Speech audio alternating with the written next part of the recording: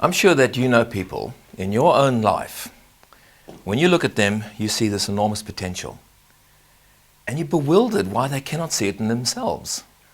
You might see someone who really has got innate capability and talent, and yet they're all constantly putting themselves down and going, oh, can't do it, or sometimes even lapsing into victim mode.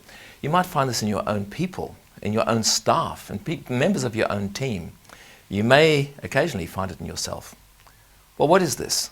What is this inhibitor, retardant thing that gets in the way? This internal critic that sometimes corrodes and crushes human potential and human spirit. We've identified what it is, and it's to do with this internal dialogue, this eviscerating voice. And I'm sure you've got one of those, this internal critic. You might even have a committee in there without a chairperson. How do you manage that internal critic? How do you manage that toxic part of yourself? And we've all got them. And how do we make sure that in groups of people we can release potential? Well, we have a methodology and a technique that can be transformative in releasing that potential. And it's called Lizard Management Strategies. My name is Colin James, and having delivered Lizard Management Strategies as a keynote and as a program for many, many years now, we have seen the positive effects that it creates in individuals, in groups, and in organizations.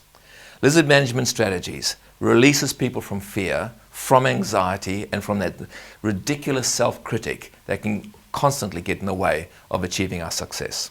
I look forward to sharing the secrets of Lizard Management Strategy with you and with your people so we can allow everyone to fulfill their potential.